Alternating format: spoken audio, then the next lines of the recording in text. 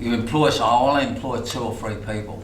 But you know, if you could think bigger and go as big as you can, I believe. I mean, you know, if I'd have left school a year earlier, I'd have been a year ahead. So instead of 50 mil when we wrapped it up, it might have been 55 mil kind of thing, you know, and maybe I'd have had a bigger building. I mean, when I was building 30,000 square foot, which is quite a big building in Lambeth, and you know, everything was right. It was the biggest service centre there is. You know, we had parks there, we had, you know, canteen, gym, and just everything. You know what I mean? It was like a perfect thing. But I would have never thought of that. I mean, we started off renting a room in the basement. And I remember when the estate agent offered me it, I'm like, I was having sleepless nights. I'm thinking, why would I rent a room? A plumber? You know, plumbers don't have a room. What do they want that for? and that's how your mind's thinking. But if I'd have thought about it now, I was thinking, you know, I went from one room with him to 2 rooms to taking the lease on, and then we bought a building in Lambeth. So we went from, I don't know, 100 or 200 square foot to, or no, not to about, I don't know, 20 metres a room at first, 20 square metres at first, and then we went to 30,000 square feet, which is a massive change. And then we jumped from this little 1 room to the basement, then we jumped to a building in Lambeth of 2,000 square foot, then we went from 2 to 30,000. And you know, if you think like that, you know, you've got to get, you know, I'm not a great lover of working from home. Many people here work from home? I do. What, permanently? Permanently. Okay.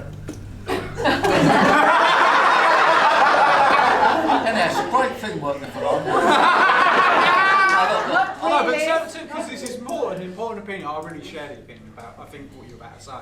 I think it's worth expressing 100% on that. Look, there's pluses and minuses, but to run a successful business, I'm not saying it can't be done from a home, but you know, to form a company, the word company meaning you get together, you all amalgamate, you all learn off of each other. And I'm not a great lover of the working from home. It doesn't mean it's right or wrong. It would never have worked for our plumbing company. You know, we had to have people there. And I don't think you can be face to face and, I mean, and dealing with people. But you know, I mean, the culture that you build, of course, you know, but, it happens. You know, I just feel that, you know, it's great to have a proper workplace. Who's got offices here? Most people got offices? Yeah. So you know the advantage of it, don't you? Yeah. I mean, and it's not you know, yourself, but there's so many advantages of taking the work away from your house, isn't it? You know, and dealing with people and coming away from it.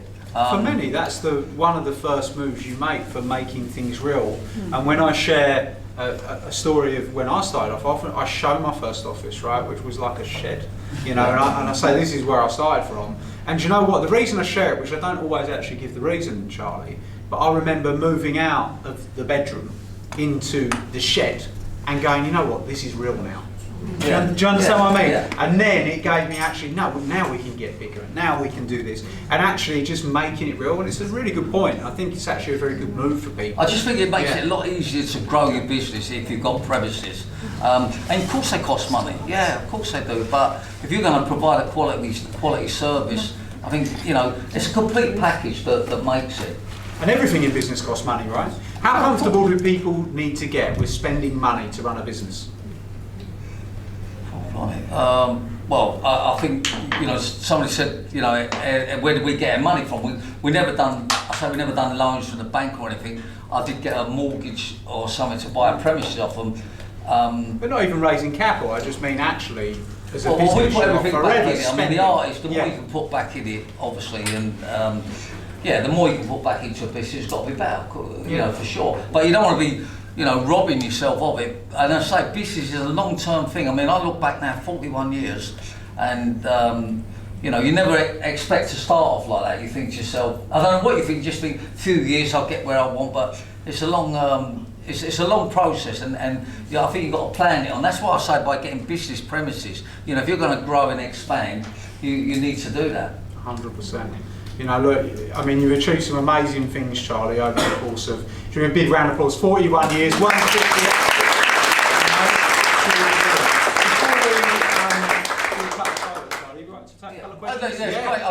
just got some questions. We've got one over here to start us off. Just shout them out. I'm not saying I know the answer. can I also say that what sort of work for our business doesn't mean it work for every business, but you know, I can only give you the formation that worked so well for us, and that was being honest, being direct, and positive, and quality service, and as simple as that. But you know, it may not work for everybody, but it's a good formation, I think. Yes, of course. Thanks for coming, Charlie. It's been brilliant. I think you're a legend, mate. Adam said there, well, you said it yourself. Sometimes people said to you was saying the wrong thing, doing this, but your authentic self. You're doing what you're doing. That's part of your business, being you. When you started, I know you mentioned once. You said, "Well, we're going to get people to pay up front or at the end," which was unheard of. It wouldn't work. Did you ever purposely go in there to the plumbers all around you, the competition? Did you go in there to disrupt the market, to think, right, I'm going to take all this? Yeah, undoubtedly, yeah. My idea was to change the perception of plumbing. I mean, when I was an apprentice, you know, you'd go to an house and people would be like moaning and go, "Oh, the plumber didn't turn up, his arse hanging out his trousers, dirty old man, not on time, never finishing the job, not transparent." And all I'd done was done a list of, I think I started with 10 things that are bad in the industry, and just do the opposite. So turning up late, turn up on time, scruffy bastard, turn up smart, old van, new van. No marketing, no signage, do that. So I just reversed all the bad things, and I'd say to anyone in business, come up with 10 items that is bad in your industry. You know, maybe someone don't answer the phone quick enough, you know, so you answer it quick enough. And all I'd done was the opposite, but all I'd done was the right way. So I used to always say in the end, it ain't that Pimlico was so good, it was some of the rest were so bad. That's very simple if you think about it. But I don't know, what was the question? That's my you went in there. That was a good one. Yeah. And look, how many of you realise what Charlie just said? How many of you realise that was one of the first things we did in this training? Raise your hands. That was one of the first things we did. Understand the pain of the marketplace, understand the game, and exactly what you just said, right? Word for word. Fantastic. Okay, so we go over here next. So introduce yourself, and then so Charlie knows, and then ask your question. Yeah, I'm Heather from Ascot Bookkeeping and Accounting. It's great talk, Charlie. This isn't really a business question, but I've always been very inspired and motivated by your car collection. By my what, sorry? Car collection. Your cars? Cars? Yeah. Oh, yeah. So I always wanted to know, from your Bentleys, your plethora of Bentleys, what was your favourite? Of the Bentleys? Yeah. Probably the one we got now is like one of these stretch ones. Is that what you say? What's the best favourite of a Bentley? Yeah, your top. The newest one. Yeah, I think whatever it is. I don't know nothing about cars other than they're expensive. But it's a great image, you know what I mean? If you're going anywhere and that, and you turn in this lovely car, and you know, to be honest, again, when I was an apprentice, I used to be in a rusty old van going to work. I used to see people in a Rolls Royce driving by, and you go, "Look at that fucker," like. And then you think, "I want that to be me one day." Yeah. And it was just a dream, pipe dream, just a plug. But that's important what you just said, Charlie, right? Is because you look at that person and you say, "I want that to be me one day." But people could look at it very differently, and people do look at it very differently, because the thing they say to themselves, "I can't have that." You know, and that is where the mindset's different. And that's very, very important, that you need to look what other people are doing to drive you, right? I think that's very, very important. Yeah. That mindset, very, very good. Okay, next question. Looks like we've got a plumber right at the back who's going to ask a question. Yeah, so give a big round of applause. What company are you with? Sorry? What company are you? Hearts 347 Plumbing and Heating. Oh, is that your own business, yeah? Yeah. Oh, well done, yeah. I knew he was coming. You're not nicking our work, are you? I knew he was coming, I wouldn't want me Oh. And do you know what he told me actually, something, Charlie? He said he actually had an interview with you at some stage. Yeah. And he said it was the only time he'd ever worn a suit in his life. Yeah. So he came in a suit. didn't really fit. Yeah, look, presentation is so important, you know, and you know, like, look, you know, you're wearing shorts, but in forever. On our company, we You should have gone to Savile Row, not Marks and Spencer's. That's why he didn't get it. You know, but, you know, do you work out of London? Yeah, I thought so. No, go on, fella, go on. Go on. If you were starting out your plumbing business again in today's market, would you focus on the emergency side of your business, or would you try to scale the boiler installation side of your business? Would I do what, sorry? So would you... No, come up here. Come up here, come on. One shoulder.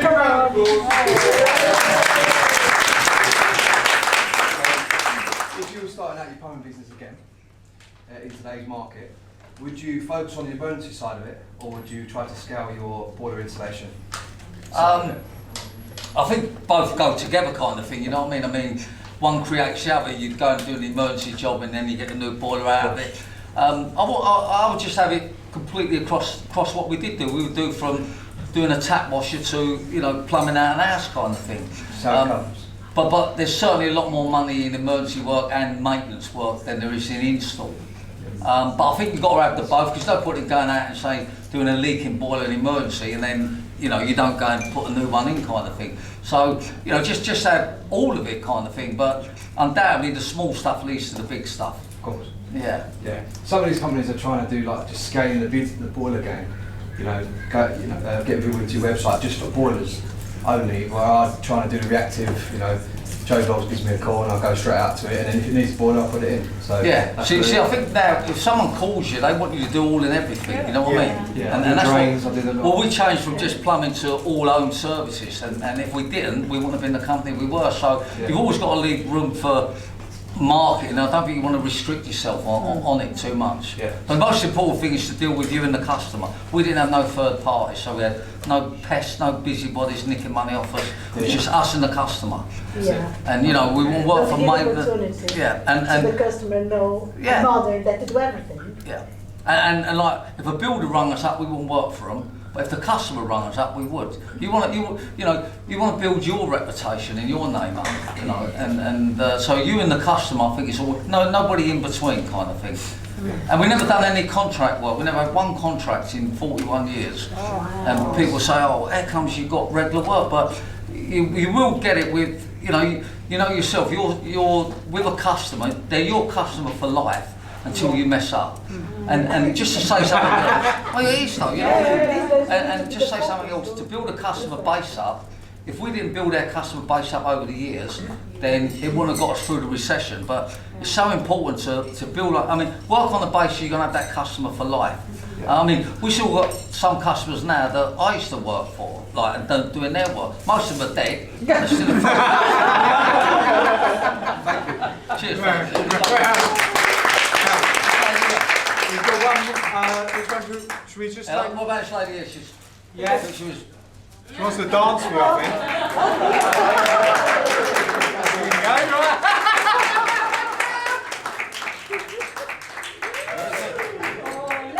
I am flamenco. Where are you from? Spain.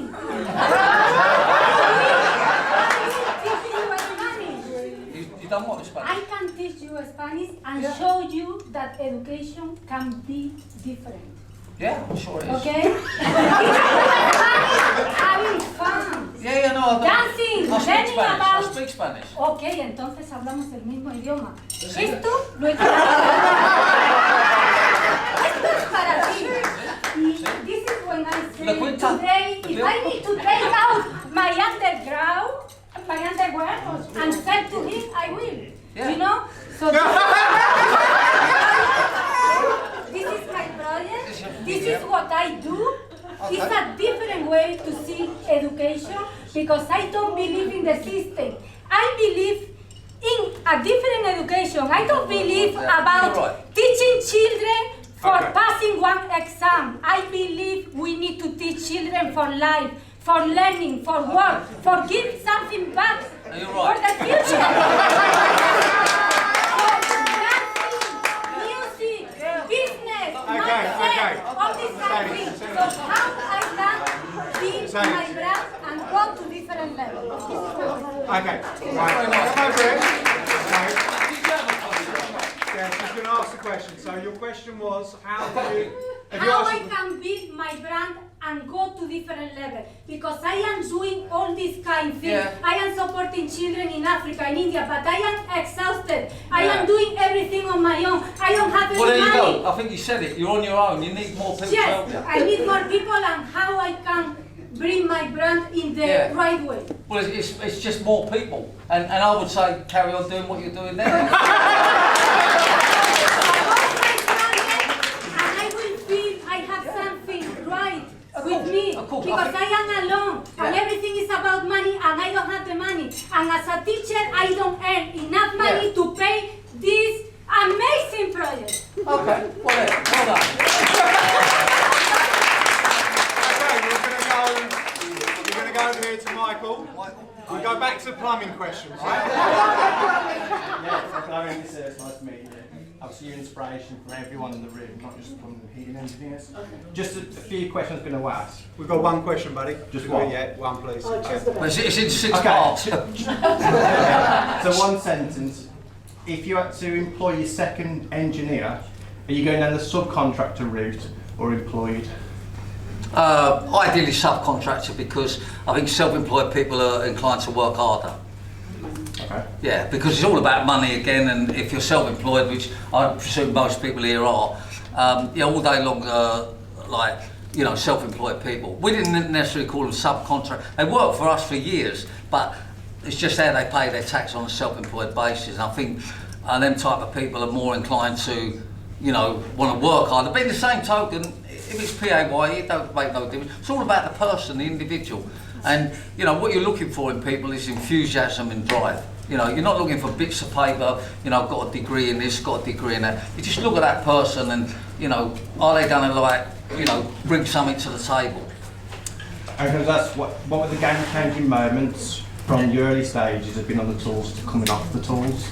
Yeah, that's the biggest change. When you realise I've got to stop doing something you love, and when I went first in the office, I like a tiger in a cage. I hated it. Did you phase off the tools, or was it like Well, it took years, you know what I mean? I don't think I ever got used to it. I mean, it's simple doing out on tools, that's what you learn, but to be, in an office all day long was for me, it was a nightmare, but it was the only way. I mean, the captain of the ship, he can't sort of steer the ship and sort of feed the boiler, you know what I mean? You can only be one or the other.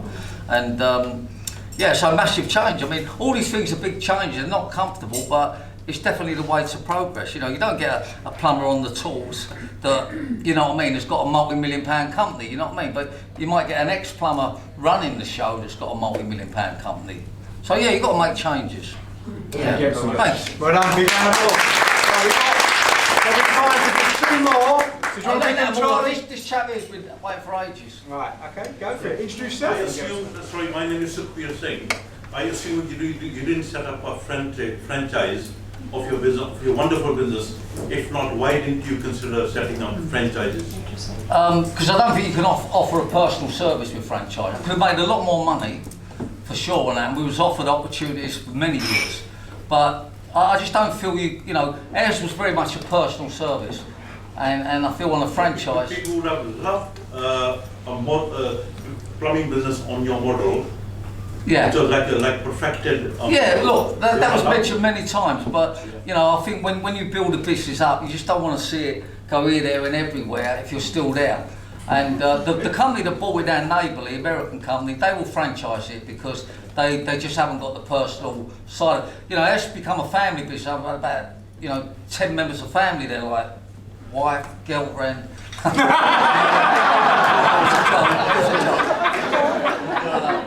Children, grandchildren. I know you think I don't look old enough, but I am.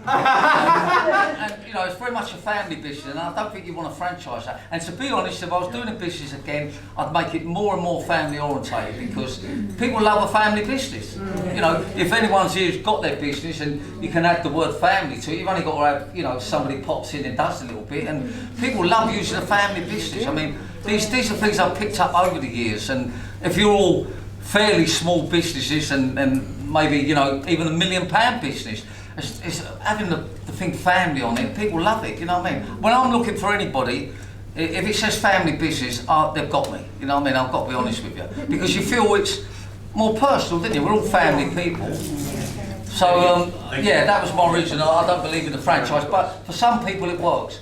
Go on, fella. Yeah, thank you for coming, Charlie, to speak to us. I wanted to ask, what key advice would you give yourself if you were 20 years younger? If I was what, sorry? 20 years ago. 20 years younger. He's having a pop shot.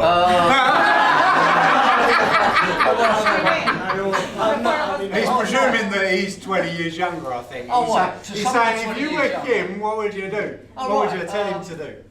I think I've just said a lot of that, really. I'm saying think big, you know, be positive, try and be a business different and believe that you can do it. You know, I mean, you know, I never expected to do any more than being a plumber. And that was a big achievement then. And now I realise, you know, it's simpler today, I think, to be successful than before, because you got courses like this, you got what Adam's offering, you got people like me, you know, talking kind of thing, you got all these shows on the telly, and I think we're encouraging people more and more now to be successful.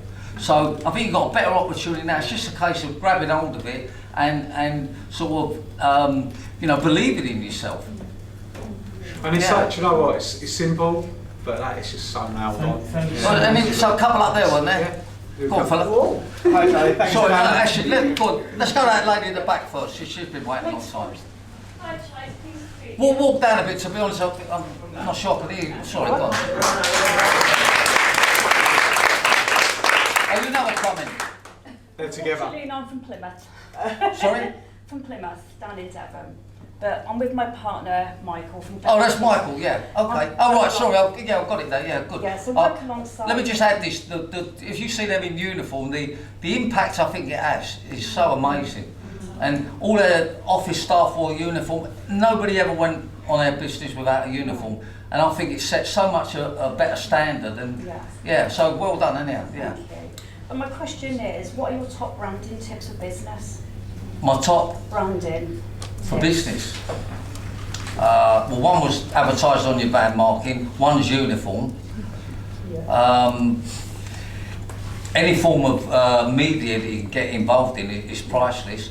And probably the most effective now is probably social media, because it don't cost nothing. No. You can put what you want out there. I mean, they've not cottoned on not to charge people for marketing there, you know what I mean? I mean, they will at some stage. And they all say this, you know, word of mouth and reputation. I mean, yeah, that's great. I mean, but you know, that takes a long time to build up customers. So, personally, for your business, a van and uniform, you know, for sure. We've got that, haven't we? Yeah, but you went to the next level because you made it quite sexy to use a Pimlico Plumbers van. Yeah. And it came like the in thing that I'm using, like a Pimlico. Yeah, well, again, van. I think the more you come sort of out the box or something and do different things, like our plumbing related number plates are amazing. People's collecting them. And I bought the first number plate 30 years ago called Drain. It was £6 and I was sleepless nights and worrying and am I off my head? And who pays £6 for a number plate then many years ago? And that same number plate, I think, I don't know, a load of people want to buy it being Drain, and you know, you couldn't buy it off me for £200,000. It was that valuable, but immediately I put it on the van, it changed. And then I think it's like this, you put a logo on or an advertisement on, things change immediately, like on marketing. So you know, marketing is just about being as brave as you want to be, but keeping it simple, you know. Yeah. Well done. And there'll be one more, yeah. So Dan? Alright, Charlie, thanks ever so much. Absolute inspiration, kind of just listening to you. Now, I've got a kitchen and cleaning product-based business. And what business, fella? A kitchen and cleaning product-based business. And back in March, we won our first award as the kitchen and cleaning product of the year within the South East, which was huge for us. As kind of a media columnist, as a business advisor, as someone who's really out there in PR, I've really struggled to get to that next stage of PR and advertising. I'm going to tell you why. Are you using a PR company? No. That's your answer. No, simple as that. We start off doing our own PR, and you know, we could come up with an idea, but you can't land it. So I use a company, Recognition, from Up Leeds. Anyone here from Up Leeds? Up that way? Okay, lady at the back. So Recognition in Darlington they are. And anyhow, I used them from 2000, year 2000, and they came down to fix some like plastic doors for their garages down here to go up and down on their big their head office. And she, the woman who owned it, quite a famous woman up there, very big entrepreneur. And she said, can you do some pictures for a magazine? We went, yeah, lovely, get in the magazine. And then when she come down, she said, who's doing your PR? So what are you talking about? Like, you know, I don't know what you're talking about. You know? And she said, well, you must have a PR company. I said, no. She said, how could you work? And that little bit of advice she gave me, so the company she recommended is Recognition. I still use them today. And the difference is that, you know, you pay them money, they're good at their job, they do it. And so if you want to be big in PR, take the PR company on. And to give you an idea, they used to charge us 70 quid an hour. And I don't know if that's a lot of money now or not a lot of money, but you know, they might charge you 10 hours a week and 8 might be wasted. But if you think about it, you get one bit in the paper, one bit in the magazine, one bit on the radio. And a PR company will always get you work, because if they don't, they're out. You can't pay them, kind of thing. So I'd say to anybody, get a PR company. And they're not as dear. I mean, there's a famous guy, I won't bring his name, Max Clifford, anyone remember him? Well, anyhow, say, you know, but I was with him for 3 years and he was the most, you know, recognised publicist in the world. Okay, it went wrong for him, but he used to want, I think it was 15 grand a month. And he said to me at the time, and I was like, I can't give you 15 grand, you know, we're a plumbing company kind of thing. But he made the difference of us being, you know, where we are today. And I remember him saying to me, he said, put it like this, you'll get more out of it than me. And that's right, you know, and then, you know, Recognition, I'll give them a couple of grand a month now, and they get us loads of work, you know what I mean? Like, or loads of things I want. And that 15 grand a month that Max Clifford, you know, that's a big, because it's big ask, but I think, you know, it was there something, a piece of PR that he got you that way, because you talked about TV. I did a couple of TV appearances, and one of the ones I did Rich House, Poor House, where I swapped houses, and we did, after that, we attributed about 750,000 in sales to that first episode. For that episode, for that episode, right? So that was an hour-long episode. That's the first one, and we did a lot more, like a lot more on the next episode. Oh, did the second one. They're saying that Max got you, where you thought 15 grand a month's expensive, 180,000 a year. Right, you thought that was expensive, but did he get you one big deal? So you started off Secret Millionaire. So you did that, yeah. You get known on that, and that stays with you forever. You know, and okay, you're giving money away, but what an investment. You know, if you think about it, I think I'll give 60k away, and you know the amount of work we would have got over the years, and it's still mentioned there. You know, look, you know, you have to use charities involved in business, and you know, and he taught me that also. He said, you know, it's a two-way street. You know. You'll give the charity something, and then you can use that type of thing. And you know, so we got involved with many charities, and you know, customers like that. You know, I mean, you know, and we all like to be able to do a bit of charity work, and all them things are so important. So very important to get a PR company. You was over there, but oh no, he's not. I thought, go on, fella. Okay, well, here's my question. My name is Faz. Okay, you know. Here's my question. What advice would you give to someone who wants to buy mergers and acquisitions, multiple businesses, and scale existing businesses simultaneously? Can you simplify that for me? Honestly, what are you saying? The answer is done. What are we saying? What is your? Should you buy multiple? He wants to do mergers and acquisitions of multiple businesses at once. You know, and look, I don't know if this is the question, but are you saying would I ever buy a business? He's saying he wants to do lots of business buying at once. Oh, right. And I said the answer is done. Well, I'll say definitely not. No, I mean I never bought a business. We used to be offered so many plumbing companies to buy.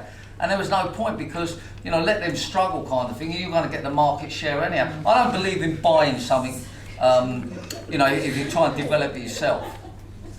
Yeah. Any more? Any more? Well, we're going to do a couple of, we'll do one more, because I want to get some of the clients, we're going to get some photos. So if you've joined us on one of the programme, we can't do a photo of everyone, so but try to be all night. Yeah, but say if there's the last few questions, maybe like as we do these, and then there's got to be something on someone's general mind that it's a big thing for everybody. I mean, is it, you know, like such as, you know, people get scared in business, don't they? Go on, lady, sorry. Oh, sorry. Sure. Hi, Charlie. I'm Elena from London Suitables. I have a question for you regarding hiring, because you started from that topic on the employing people and just how it changed your business. So I guess the question is, over the years, what advice would you give? How did you, what things you realized that make you a successful hire? Because at the beginning, with a lot of people, I speak with a lot of entrepreneurs and they're struggling, like hiring their first employees. Hiring people, struggling, people are leaving, people are not, you know, performing. So what did you realize over the years that make it more successful process for you to keep people for longer and get? You know, well, again, I think you know, a business is as good as the people you employ. So you've got to be very fussy and very strict on exactly what you want. Because you know, square pegs in round holes don't work. So if you're looking for a particular trade or a skill that you want, and you know, you've got to pick the best that's out there. You know, there's no two ways about it. The better the people you get, the better your business is. So I'm not sure, is that the answer to the question? She's looking, I think it was around traits, and I think you said it earlier, you said you really look for enthusiasm and right, passion. what do you look for, yeah, all of them things. I mean, you can tell with somebody that, you know, when they're sitting in front of you, do they want to be there? You know, we used to have people come in and go, oh, I don't really want a job. You know, my wife sent me in. Like, you get on a lad's private apprenticeship, oh, mum says, I've got to go to work, you know, we'll go somewhere else. But you get someone else come and say, look, I want to make a career of this, I want to be here for a long time. You know, this is what I've always wanted to do. And when you see that in somebody, I mean, they're the people you want working for you, you know, and you know, there's a lot of good people out there. There's no two ways about that. Some people are just red hot. It's just that they don't, you know, not everybody's the leader. Absolutely. But it's all about people that makes your business, how good it is, yeah. Should we go, Carla? Yes, so hi, my name's Carla. I'm a dental and medical aesthetics practitioner. So basically my question is that when you talk about, if you could go back in time, you'd have said to yourself you would do it 10 times bigger. That's what you would change. But when you're just starting out, that seems massive in your mind, you know, and then when you're starting out, it's hard because you feel like you're doing everything. Does it get easier as you get bigger? Or does it? That's a tricky question. Yeah, because you think, God, if I grow bigger and bigger, the problems are getting bigger and bigger, or do they? Okay, I'll say it doesn't get easier, no, but but what it does do, it sort of spreads it a bit, kind of thing. But and you can get other people to deal with the problem. So it don't necessarily it doesn't get easier, but you come away from that mentality of a one person doing everything, and you can't do that forever. And then there's sometimes that, you know, certain days a week it will be easier and better. It's sort of a mixed thing. In other words, you know, when I found in the end running the business with 450 people, I had less problems then than when I had 100 people, and the reason was because you got, you know, I had a manager for everything, like canteen manager, HR manager, recruitment manager, accounts, call centre, quality control, and what you tend to do is give that person that problem. And I think if you've got more managers like managing it, then eventually it becomes, it does become easier eventually, or it certainly becomes better. And I think, you know, the more you grow, the less problems it becomes in the end, because you've got the right HR people in. And I say this again on HR, that is a priceless thing to have in any business. You know, you got to get that right, you know, and you can get it right, you know, you can get it right. There's people out there, but, you know, I'm a great believer, the more you pay someone, the more incentives you give them, the better the person. And that's probably just a common sense factor. Good stuff. Plumber? I'm sorry, sorry for let's just Anastasia. Hi, my name's Anastasia. When you were in your early days and you didn't have anything, you didn't have any success to refer back to, how did you manage fear and self-doubt? Did you have fear and self-doubt? Oh, did yeah. you ever think, oh, who the hell am I to think that I can do this? And if so, No, there's how a did lot you of deal doubt, with it? a lot of doubt, a lot of sleepless nights, a lot of worrying. I'm saying it now, like, because, you know, if I was talking 40 years ago, I'd be sitting there with you lot, wouldn't I, really? and unsure, but when you go through it and you go through all the, I mean, there's plenty of, say, sleepless nights, worrying, you know, are you going to lose your house? Have I got it right? Of course you doubt yourself, but it's one of them things, the longer you do it, undoubtedly, the better it becomes. And just some, I'll pick this up, and what we always learn off everybody, whatever we're doing, we learn. So someone might, you pick something up here today, you go somewhere else, and you always pick something up from people. We all learn from everybody. And I remember a guy speaking once, and he said, like, business is like making a cake. I mean, I can't cook, I don't mean that, but he said you put a bit of this in and a bit of that, and use that as your business. So a bit of HR, a bit of PR, a bit of, like, better in the call centre, a bit more on the employment. He said, and you're making this cake and it's not right at first, and you do it again, and so maybe I need a bit more of better quality people, or someone who can speak better. And he said eventually you'll get the mix right, and I think that's a good way to explain a business kind of thing, you know. It's testing, isn't it? Yeah, exactly that.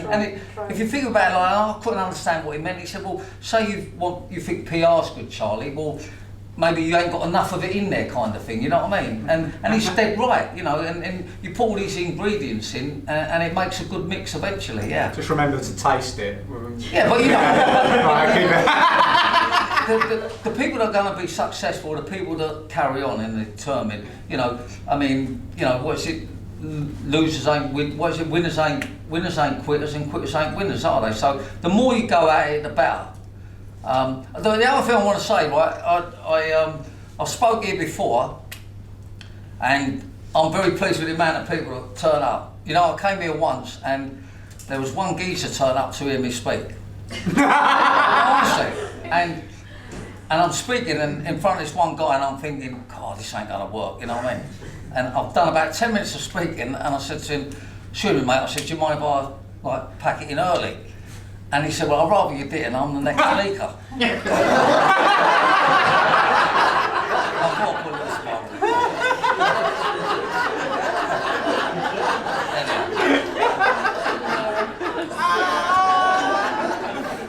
But, yeah, sorry, any more questions? Sorry, we're going on to the comments.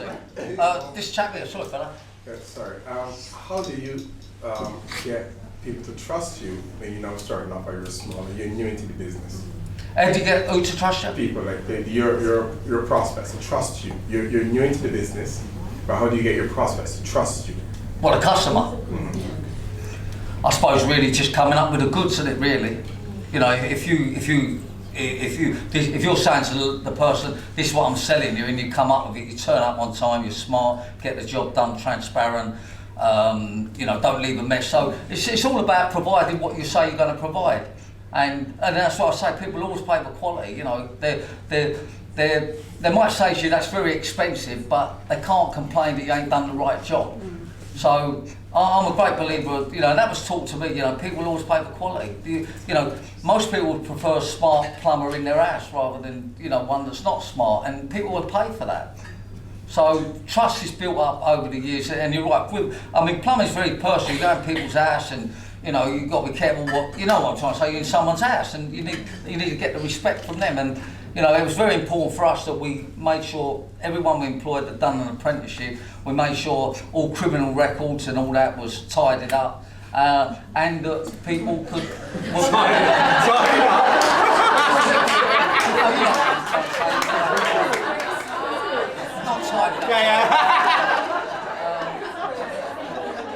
Yeah, because it's a trust thing, isn't it? Yeah. And people have to be respectful, so it's who you employ, you know, and if you're running your own business, you know that anyhow, do you know what I mean? 100%. Actually, had someone that you... Do you have women working in your company as a plumber? Yes. And how is the feedback of the... Feedback? Yeah. Yeah, people love women plumbers, yeah. Because they feel safe with them, they quite like it, it's equal, and you know, a lot of old people are happy with them, a lot of women are happy with them. Yeah, I mean, look, if you want to be a millionaire and you're a woman, be a plumber. It's simple. You know, honestly. Brilliant. You know, any young person starts as an apprenticeship as a woman plumber and opens a women's plumbing company, you're going to be rich. I mean, they're worth, you know, at one time we had about 6 of them on the company at one time, and you know, it's a brilliant thing. Yeah, absolutely superb. Because I think that is when the job more specific, the people when the thing is a plumber and appear women, they think, oh, they maybe don't trust. Yeah. But what I'm saying is the jobs that in the past were exclusive for men, that women start to do it's a great thing. I mean, I think things have changed so much now that, and I feel that, you know, it's more of a level playing field out there now for anyone that wants to open a business up. It's really up to you. Look, the more you put into it, it's the more you get out of it, isn't it? And you know, I don't think you need brains to run a successful business. I think you need enthusiasm, willpower, drive, and common sense. That's my take. Any more questions? We'll cut you there, Charles. What about plumber? We're giving him the last question. Last question. Make it a really good one. I was going to ask you about how did you manage everyone's time? You know, like people on jobs and stuff. I know you had some. And on what, sorry? So you had a lot of jobs going on all the time. Yeah. And you had like, I know you had some sort of secret board where everyone used to go across or something like that. I just wondered how you sort of manage their time. You know, like keeping people. What's the word? Yeah, he's asking how you track the plumbers, Charlie. So how did you manage their time and make sure they were efficient? We just had a simple system. Like we had a call centre, so a plumber would ring in the morning. You'd give him a job. He'd go to the job and then he'd ring you through a time and say, I'm going to be here 2 hours or 6 hours.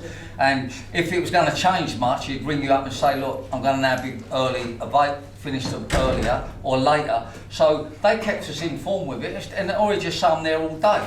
And then when customer ring up and say she wants Jimmy the plumber, and we say it's not available, don't book it tomorrow. It's simple. It's like, it's just communication. But I think people complicate it, you know. You know, I do. I think it's like a taxi. Inside the office there was some sort of board that went I mean, look, our call centre was twice as big as this, and all that wall would have been. We had a very basic system. We put up there. That's all the jobs, like Mrs. Smith or so and so, and then a plumber be over there on another board, and you transfer that over there, and then write on a thing saying he's in Southwest 1 till 2 o'clock. Yeah. It was so simple, you know. Honestly, I mean, you know, I'm not really that computerised, and I think they had the job tickets come. I mean, we started off just writing them manually. We were stuck in the wall or something out, and it was. Yeah, well, we just had a clip. Then you clip them all in. All the job. Like digital? Did you go? But as the job board would go up, we'd have like up that end was 8 o'clock, and then. You know, so you just place the jobs each day. Sorry? Is it still like that now, or is it digital? Well, it's like that when I left, you know what I mean? But I should think these busybodies want to complicate it.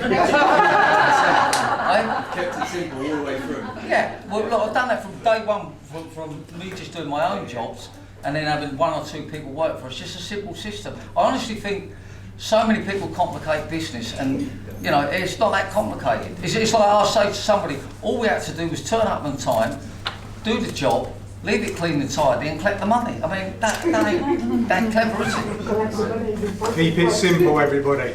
Can we give Charlie a massive round?